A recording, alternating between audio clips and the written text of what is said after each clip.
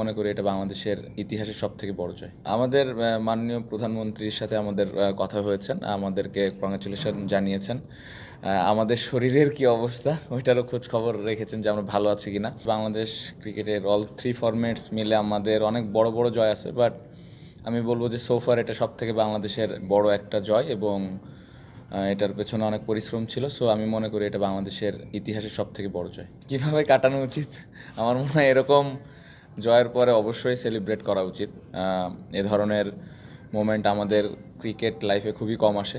So আমার মনে হয় যে পুরো দিনটা সেলিব্রেট করা উচিত, খুব ভালোভাবে সেলিব্রেট করা উচিত। সো ওটাই করার চেষ্টা করব।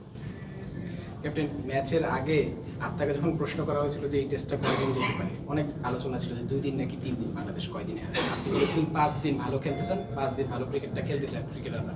5 দিন যায়নি, বাংলাদেশ জয় পেয়েছে, শক্তিশালী অস্ট্রেলিয়ার বিপক্ষে জয়। সব মিলিয়ে আসলে যদি বলেন যে কেমন লেগেছে এই ঐতিহাসিক জয়? না, আমার মনে হয় যে খুবই ভালো ক্রিকেট খেলেছি আমরা।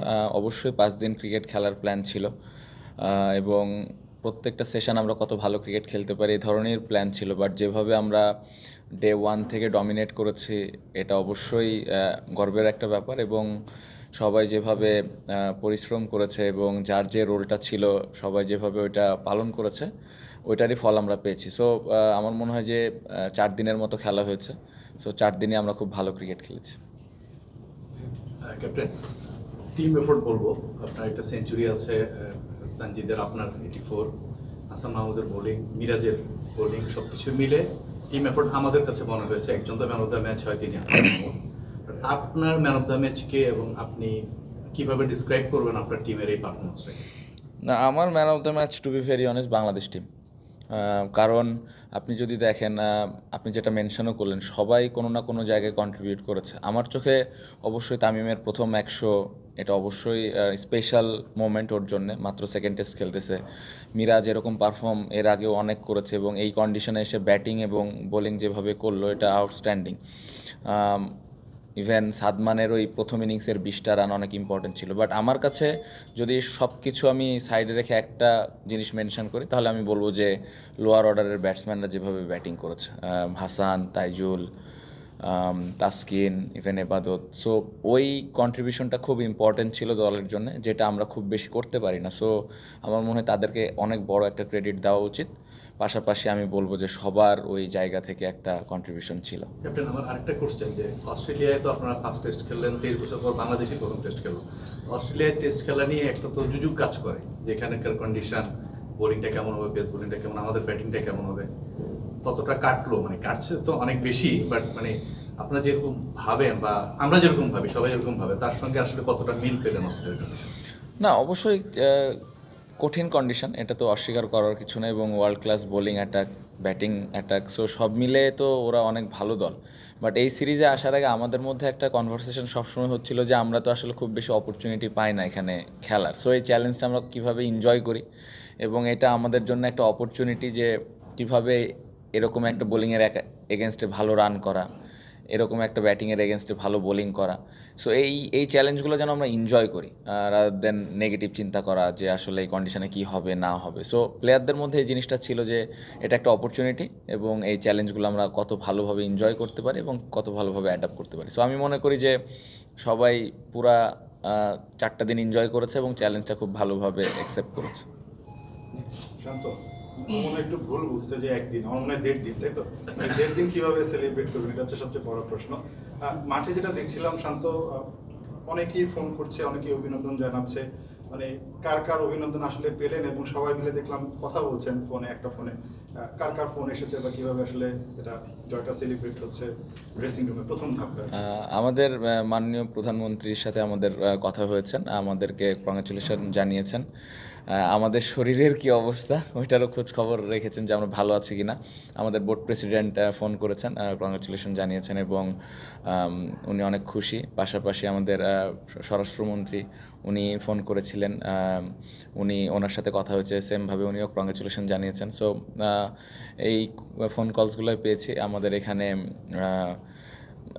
এই মোমেন্টগুলো স্পেশাল ছিল, ভালো লেগেছে এবং আমি খুশি যে সবাই আমাদের এই জয়টা উপভোগ করছেন এবং সবাই, আমি মনে করি যে দেশের মানুষ অনেক খুশি। শান্ত ভাই, ওয়ার্ল্ড টেস্ট চ্যাম্পিয়নশিপের পয়েন্টস ছিল আমরা 3-এ সম্ভবত এখন। এবং অনেক দূরের স্বপ্ন যদিও, তারপরেও ফাইনাল খেলার একটা সম্ভাবনা তৈরি হয়েছে, আমাদের দুইটা হোম সিরিজ আছে। আপনারা কি ওইটা বিশ্বাস করেন কিনা যে আসলে আমরা ফাইনাল খেলতে পারি, এবং যেহেতু সম্ভাবনা তৈরি হয়েছে সেহেতু আমরা তো আসলে ডিজার্ভিং? আপনি যদি পয়েন্ট টেবিল দেখেন অবশ্যই আমাদের অপরচুনিটিস আছে, বাট আমি ক্যাপ্টেন হয়ে একটা কথা বলি সবসময় ড্রেসিং রুমে, যে খুব বেশি দূরে চিন্তা না করি আমরা কিভাবে এই সিরিজটা ভালো খেলতে পারি বা এই টেস্ট ম্যাচটা ভালো খেলতে পারি, এটা ইম্পর্টেন্ট। কারণ ইয়েস খুব ভালো, অনেক বড় জয়, দেশের ইতিহাসের সেরা জয়, বাট আমি বলবো যে এখনও আমরা ওই রকম এক্সপিরিয়েন্স দল না। বাট টেস্ট টিমটা আস্তে আস্তে ভালো অবস্থানে যাচ্ছে, অপরচুনিটিস আছে, এই অপরচুনিটিসগুলো আমাদের কাজে লাগাইতে হবে। এবং আমরা যেভাবে ক্রিকেট খেলতেছি, আমরা যদি এই অপরচুনিটিসগুলো কাজে লাগাই অবশ্যই ওই জায়গায় যাওয়া সম্ভব। বাট আমি যেটা বললাম যে এক একটা ম্যাচ খুব ইম্পর্টেন্ট, সো ওটার উপরে আমরা বেশি ফোকাস করতেছি। এত বড় জয়, মুখে মনে হয় হাসি একটু কম, মানে জব কি হাফ টান হলো নাকি? না, এরকম কিছু না, এরকম কিছু না। আমার মনে হয় যে আমি সবসময় পা মাটিতে রাখতে পছন্দ করি, এটা আমার পার্সোনাল নেচার। অবশ্যই সেলিব্রেশন হয়েছে ড্রেসিং রুমে, আমরা অনেক এনজয় করেছি, আরও করব। বাট আমার মনে হয় যে হাফ জব বলবো না, ভালো ক্রিকেট খেলেছি, পরের টেস্টটাও ভালো ক্রিকেট খেলতে চাই। একটা বিষয় আসলে যে ম্যাচ শুরুর আগে অস্ট্রেলিয়ান একজন ক্রিকেটার, সাবেক ক্রিকেটাররা যে ধরনের কথাবার্তা বলেছে, টিমটাকে অনেক বেশি তাকিয়ে দিয়েছিল কি? কথাবার্তা হবে, আমার মনে হয় যে এর আগেও হয়েছে, এই ধরনের কথাবার্তা থাকবে। বাট প্লেয়ার হিসেবে আমাদের কাজ হইলো আমরা কিভাবে ভালো ক্রিকেট খেলতে পারি, প্রসেসটা ফলো করছি কি না। দেখেন, ভালো খেললে সবসময় ভালো কথা হবে, বা খারাপ খেললে খারাপ কথা হবে, এটা খুবই স্বাভাবিক। বাট অ্যাজ এ প্লেয়ার আমাদের কাজ হলো রেগুলার পারফর্ম করা, রেগুলার দলের হয়ে কন্ট্রিবিউট করা। কারণ দিন শেষে আমরা যত পরিশ্রম করি ওইটার রিফ্লেক্টটাই হয়তো মাঠে পড়ে, কখনো সাকসেস হয় কখনো হয় না, বাট প্রসেসটা ইম্পর্টেন্ট। সো আমরা প্লেয়াররা বাইরের আউটসাইড নয়েজটা খুব বেশি চিন্তা না করে আমরা কিভাবে ভালো ক্রিকেট খেলতে পারি এদিকে বেশি ফোকাস করি। বড় দলগুলোর বিপক্ষে সবসময় আমরা খেলার জন্য ওয়েট করি, কিন্তু সুযোগটা খুব কম পাই। আবার অনেক সময় শোনা যায় যে টেস্টে বিস্তর কাঠামো করার জন্য, যেখানে বাংলাদেশ শুধু সেকেন্ড জায়গায় খেলবে। But after this kind of win against Australia in their home soil, আপনার কি মনে হচ্ছে যে একটা কি বার্তা দেওয়া গেছে কি না, যে পরিশ্রম করলে বা হার্ডওয়ার্কিং করলে বা প্রসেস থাকলে যে কোনো টিমের জন্যই বাংলাদেশ থ্রেট হতে পারে? বা না, অবশ্যই আমার মনে হয় আমরা ওয়ার্ল্ড ক্রিকেটকে একটা ভালো মেসেজ দিতে পেরেছি যে আমরা যে কোনো কন্ডিশনে ভালো খেলার অ্যাবিলিটি রাখি। সো আমার মনে হয় যে ভবিষ্যতে আমরা এরকম কন্ডিশনে আরও বেশি বেশি টেস্ট ম্যাচ খেলার সুযোগ পাবো এবং আমাদেরকে ইনভাইট করা হবে। কারণ ওই সুযোগটা যখন আমরা পাবো তখন আমাদের স্কিলটা আমরা শো করতে পারবো এবং এই ধরনের কন্ডিশনে কিভাবে খেলতে হয় আইডিয়াসগুলো আমাদের হবে। সো আশা করব যে এই জয়টা আমাদের ভবিষ্যতে টেস্ট ক্রিকেটের জন্যে অনেক ভালো একটা স্মৃতি হয়ে থাকবে এবং সবাই আমাদেরকে এরকম কন্ডিশনে খেলার জন্য আরও বেশি বেশি ইনভাইট করবে। সম্পূর্ণ প্রশ্ন ছিল যে প্রস্তুতি ম্যাচে আপনারা 14 রানে অল আউট হয়ে গেছেন, আর এই টেস্টে 9 উইকেট জিতে নিলেন, হিসাব মিলছে না। আসলে কি হয়েছিল, মানে ওখানে কি এক্সপেরিমেন্ট করেছিলেন এরকম টার্ন অ্যারাউন্ড বাংলাদেশের জন্য? কনসিস্টেন্সিটা ইম্পর্টেন্ট। আমরা ভালো ম্যাচ খেলি নাই, ওটা প্র্যাকটিস ম্যাচটা আমি বলবো যে একদমই ভালো ক্রিকেট খেলি নাই। বাট হ্যাঁ, এরকম দিন হয়, ক্রিকেটে এরকম দিন আসে। ওই ম্যাচের পরে আমাদের যে অনেক বেশি আমরা ডাউন হয়ে গেছিলাম জিনিসটা এরকম না, কারণ দিন শেষে প্র্যাকটিস ম্যাচই ছিল। সো ওই জায়গাটাতে কোন জায়গায় কোন জায়গায় আমাদের ল্যাকিংস হয়েছে বা কোন জায়গায় আমরা মিস্টেক করেছি ওই জিনিসগুলো নিয়ে কথাবার্তা হয়েছে এবং পাশাপাশি আমরা কিছু জায়গায় তো একটু সফট ছিলাম, সবাইকে বোলিং করার অপরচুনিটি দেওয়া হয়েছে, ব্যাটিং করার অপরচুনিটি দেওয়া হয়েছে। সো ওই প্র্যাকটিস ম্যাচটা আমরা প্রিপারেশন নেওয়ার জন্যেই খেলেছি। বাট হ্যাঁ, আমার মনে হয় যে ওইটা খুব বেশি একটা রিফ্লেক্ট করে নাই আমাদের এই টেস্ট ম্যাচে। জাস্ট পরপর দুইটা টেস্টে একদম বিপরীত এক্সপিরিয়েন্স। আপনার জিম্বাবুয়েতে যেটা হলো হারাতে, সেটা টোটালি আনএক্সপেক্টেড ছিল। এখানে আপনারা পুরোপুরি ঘুরে দাঁড়ালেন এবং ওয়ার্ল্ডের বেস্ট একটা টিমকে হারালেন।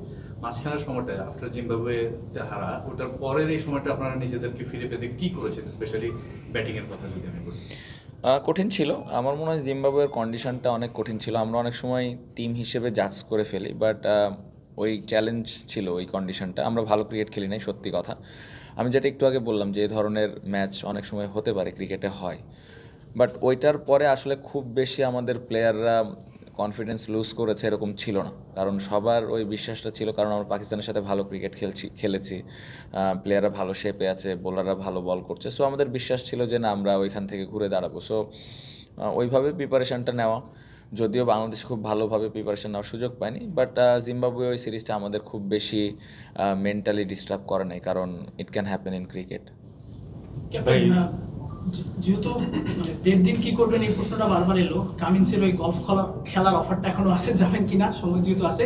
আর যেটা জানতে চাই আসলে সেটা হচ্ছে যে যেভাবে ডমিনেট করে খেললেন এবং যখন আপনারা লিডটা পেলেন 200 রানের বেশি, তখন কি মানে আপনাদের মাইন্ডসেটটা কি ছিল যে আমরা ইনিংস ব্যবধানে জেতার চেষ্টা করবো কিনা, জাস্ট জানার জন্য? না, অবশ্যই অনেক বড় একটা টোটাল ছিল 228 রান, আর আমাদের যে বোলিং অ্যাটাক মাশাল্লাহ, অবশ্যই এই ধরনের তো একটা বিশ্বাস ছিল যে না, আমরা যদি সুযোগ পাই তাহলে এই রানের মধ্যে আটকাবো। বাট হ্যাঁ, ক্যামেরন গ্রিন খুব ভালো ব্যাটিং করেছে, উইকেটটাতে খুব বেশি বোলারের জন্য হেল্প ছিল আমি বলবো না, শেষের দিকে হয়তো মিরাজ খুব ভালো বোলিং করেছে, বাট হ্যাঁ, দিন শেষে জিততে পেরেছে, এটা অনেক বড় অ্যাচিভমেন্ট। প্যাট কামিন্স একটা গলফ খেলার ইনভাইটেশন দিয়েছিল, তিনি বলে গেলেন যে এখন ইনভাইটেশনটা আছে, খেলবেন? খেলতে তো চাই, যদি প্লেয়াররা যেতে চাই, অবশ্যই, কেন না।